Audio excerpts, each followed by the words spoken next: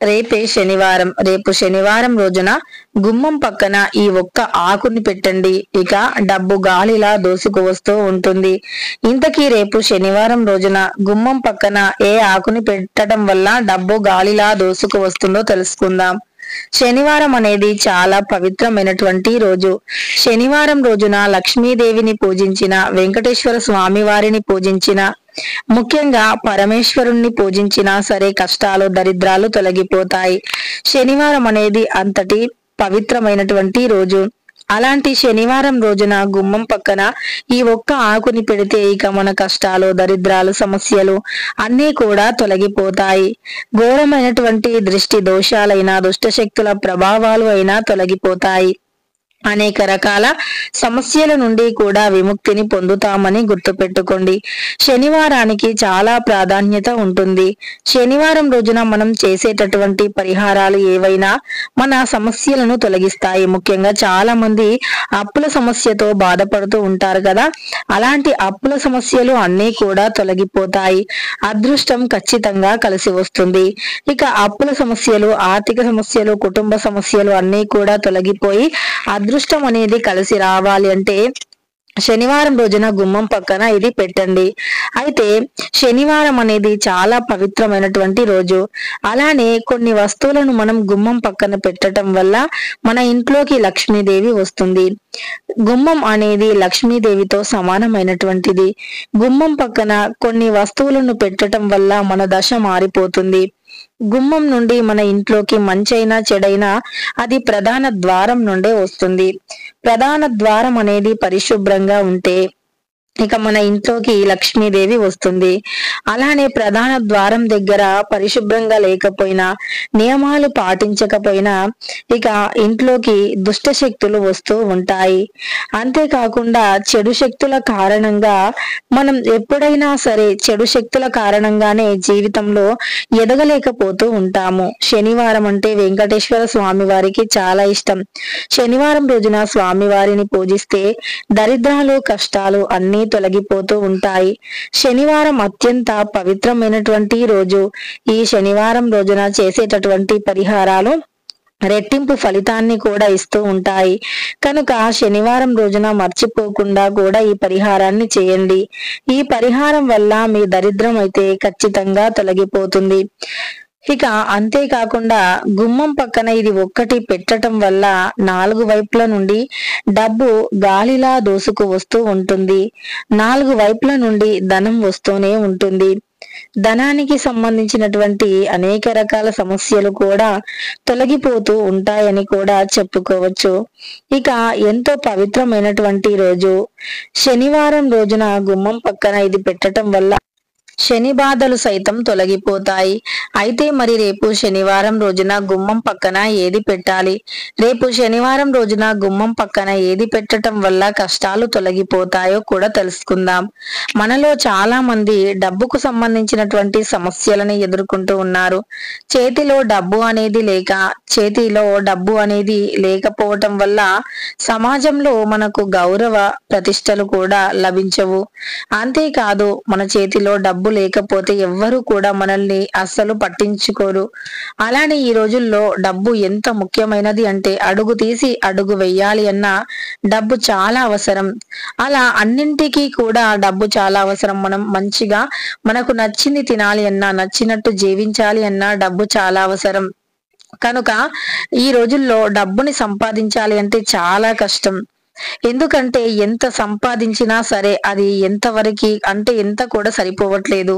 అంటే ఖర్చులు ఆ విధంగా ఉన్నాయి కాబట్టి ఇక డబ్బు అనేది మంచిగా సంపాదించిన డబ్బు కూడబెట్టుకోవాలి అన్నా కూడా ఒక అదృష్టం. ఎందుకంటే మనం ఇలా సంపాదిస్తామో లేదో అలా ఏదో ఒక ఆరోగ్య సమస్య రావటం, దానిని హాస్పిటల్లో పెట్టడం ఇలానే జరుగుతూ ఉంటుంది. అయితే మనకు దైవం యొక్క అనుగ్రహం ఉంటే మాత్రం ఇవేవి ఉండవు. అంటే దైవానుగ్రహంతో మనకు సంపాదించే మార్గాలు అనేవి తెరుచుకుంటాయి. దైవం యొక్క అనుగ్రహంతో డబ్బు సంపాదిస్తూనే ఉంటాము. కటిక దరిద్రాలు సైతం తొలగిపోతూనే ఉంటాయి. కనుక మనకు దైవం యొక్క అనుగ్రహం కలిగి డబ్బుని సంపాదిస్తూ ఉండి ఆర్థిక కష్టాలు తొలగిపోయి అదృష్టం కలిసి రావాలి అంటే మాత్రం ఖచ్చితంగా ఈ పరిహారాలు అనేవి చేయాలి. ఈ పరిహారాల వల్ల మన సమస్యలు తొలగిపోతాయి. ఇవన్నీ కూడా పరిహార శాస్త్రంలో పొందుపరిచినటువంటి పరిహారాలు. మనకు ఆర్థిక కష్టాలు ఉన్నప్పుడు వాటి నుండి ఎలా బయటపడాలో మనకు పరిహార శాస్త్రం ప్రకారం మనకు స్పష్టంగా తెలుపబడింది. ముఖ్యంగా మన చుట్టూ ఉండేటటువంటి కొన్ని రకాల వస్తువులు, మన ఇంట్లో ఉండే వస్తువులు, మన చుట్టుప్రక్కల ఉండే చెట్లు, మొక్కలు, వాటి ఆకుల ద్వారా మనం నెగటివిటీని తొలగించుకోవచ్చు. ఇది 100% నిజం కూడా. ఎందుకు అంటే వీటి వెనుక సైన్స్ కూడా దాగి ఉంటుంది. మనకు శాస్త్రపరంగా తెలియజేయబడిన ప్రతి విషయం వెనుక, ప్రతి పరిహారం వెనుక ఒక సైన్స్ కూడా దాగి ఉంటుంది. అదే విధంగా మన ఇంట్లో ఎవరికైనా దృష్టి తగిలినప్పుడు, పిల్లలకి దృష్టి తగిలినప్పుడు వెంటనే ఇంటి లోపలికి వెళ్ళి, అంటే వంట గదిలోకి వెళ్ళి దొడ్డు ఉప్పు, ఎండు మిరపకాయ, పసుపు, ఆవాలు ఇలాంటివి తీసుకొని వచ్చి దృష్టిని తీసి వాటిని నిప్పుల్లో వేస్తారు. అలా వేయగానే ఖచ్చితంగా ఆ చిన్న పిల్లలు ఏడుపు ఆపటం కానీ, అలానే ఆ పిల్లలకు ఏదైనా అంటే సమస్య ఉన్నా సరే, వామిటింగ్స్ ఇలాంటివి ఉన్నా సరే అవి ఆగిపోవటం, తగ్గిపోవటం ఇలాంటివి మనం చూస్తూనే ఉంటాము. ఉప్పు అంటే దొడ్డు ఉప్పు అనేది నెగిటివిటీని బాగా లాగేస్తుంది. అలానే ఎండుమిర్చి అనేది కారంగా, ఘాటుగా ఉంటుంది కనుక ఏవైనా చెడు శక్తులు మన కంటికి కనిపించని గాలిలో ఉండే చెడుని ఆకర్షించుకుంటుంది. ఆవాలు అనేవి కూడా నలుపు రంగులో ఉంటాయి. వాటిని మనం కుజుడికి అంటే సంకేతంగా భావిస్తూ ఉంటాం కాబట్టి కుజ దోషాలు తొలగిపోతాయని మనకు శాస్త్రవచనం. సైన్స్ పరంగా కూడా వీటికి చెడుని ఆకర్షించే గుణం ఉంది అని నిరూపించబడినది. అలానే ఈ యొక్క పరిహారం కూడా రేపు శనివారం చేయటం వల్ల శని బాధలు తొలగిపోవటమే కాకుండా మన ఇంట్లోకి వచ్చిన చెడు శక్తులు ఏవైతే ఉన్నాయో అవి కూడా తొలగిపోతాయి. మన కంటికి కనిపించకుండా ఉండే దుష్ట శక్తులు కూడా తొలగిపోతాయి. ఇంతకీ రేపు శనివారం రోజున ఏ ఆకుని గుమ్మం పక్కన ఏ సమయంలో పెట్టాలో తెలుసుకుందాం.